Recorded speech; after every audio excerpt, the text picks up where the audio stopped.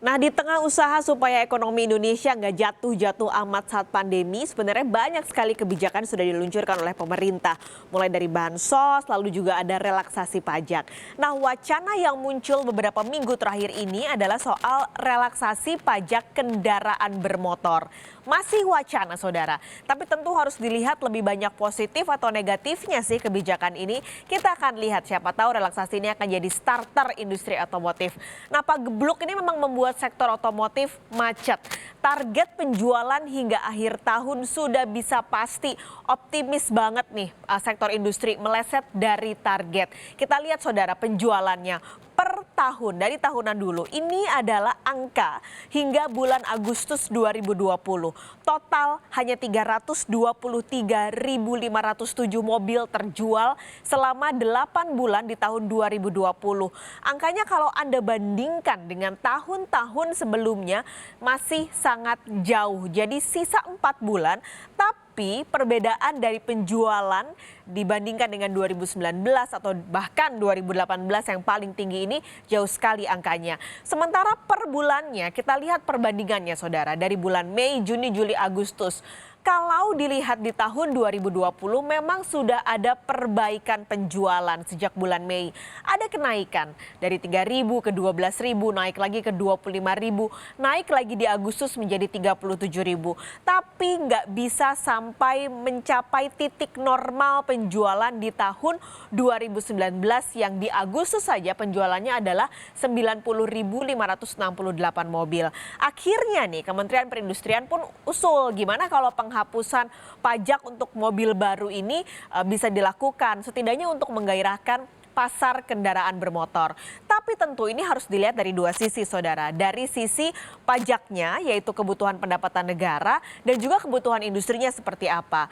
Kalau menurut pengamat perpajakan, relaksasi pajak ini sebenarnya tidak tepat sasaran, apalagi diterapkan di masa pandemi.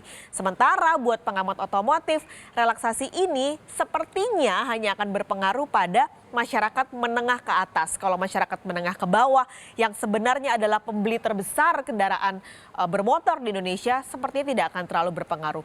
Kami akan berikan cuplikan pernyataannya untuk Anda. Jadi kita perlu untuk melihat sejauh mana satu kendaraan itu diproduksi dalam negeri atau tidak. Terus kemudian tingkat kandungan domestiknya seperti apa, atau lebih banyak import atau seperti apa. Ini untuk kendaraan sifatnya niaga atau tidak, dan juga nanti sampai pada isu apakah kita akan lebih pro pada kendaraan bermotor yang environmental friendly atau tidak.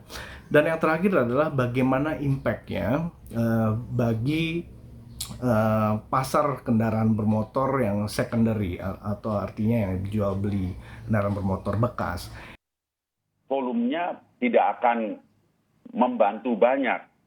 Padahal kalau kita melihat totalitas penjualan yang kelas low ini itu memegang porsi terbesar dibanding medium dan high class produk. Jadi kalaupun ingin dipotong pajaknya, ini yang akan bergerak. Ini kelas medium up. Low-nya tidak akan bergerak.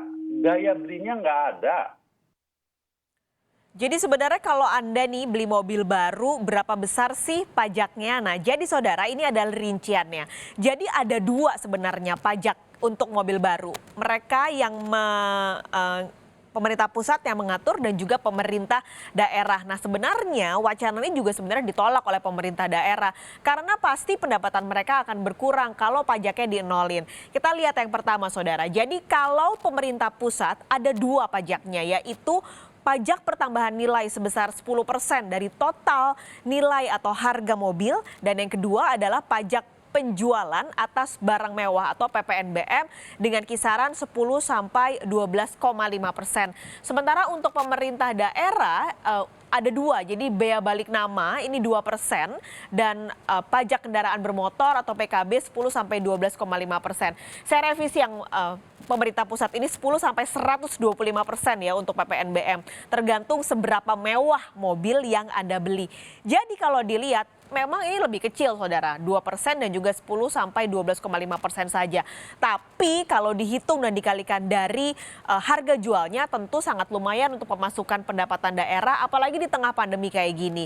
Nah lalu gimana nih respon angkutan negara atau Kementerian Keuangan dalam hal ini? Jadi ini sebenarnya masih digodok oleh Kementerian Keuangan, oleh akuntan negara itu yang sudah pasti tahu hitung-hitungan kebutuhan pemasukan pajak negara sekarang berapa sih.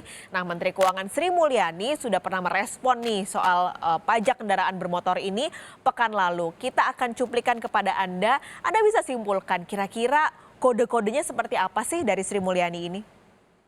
Sebetulnya insentif perpajakan kita sudah sangat banyak kita berikan di dalam PEN ini. Namun kita nanti akan terus melihat apa-apa yang memang dibutuhkan untuk menstimulir perekonomian kita kembali. Kementerian Keuangan selalu terbuka terhadap ide-ide itu, namun kita juga tetap akan menjaga konsistensi dari kebijakannya. Gitu ya. Nah, kayaknya kode-kodenya nih agak berat ya buat potongan pajak 0% atau pajak 0% dari Kementerian Keuangan.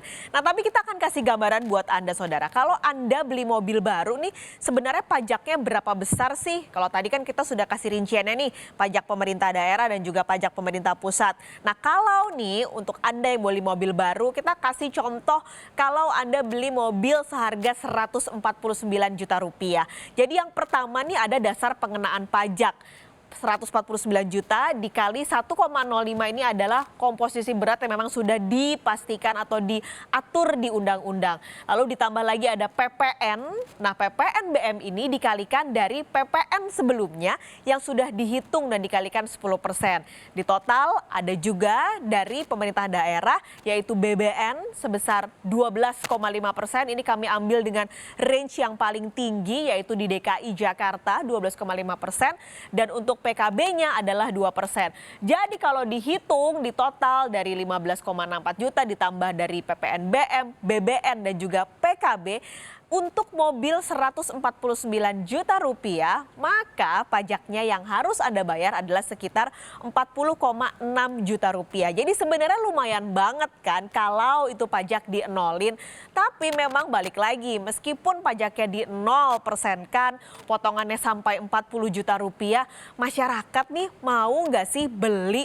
Apalagi sekarang lagi pandemi kan kita harus nge-save uang untuk kebutuhan mobil yang sebenarnya bukan kebutuhan primer atau sekunder, mau nggak sih masyarakat beli meskipun pajaknya 0%? Kami sempat bertanya kepada masyarakat. Kami akan untuk Anda. Saya sendiri sih ada minat gitu, cuman kita harus lihat dulu. Sekarang kan di pandemi COVID gini kan, jadi harus jaga-jaga uang juga. Dan habis itu kalau saya beli juga harus saya perhitungkan juga kan nanti ada pajak progresif gitu. Kalau untuk sekarang sih kayaknya enggak ya, karena secara masih COVID-19 masih panjang, jadi daripada beli mobil yang bakal jadi beban baru gitu atau kredit baru gitu, mending disimpan aja sih duitnya, ditabung. Kalau misalkan menurut saya sih, saya minat buat beli mobil karena itu bisa memangkas biaya.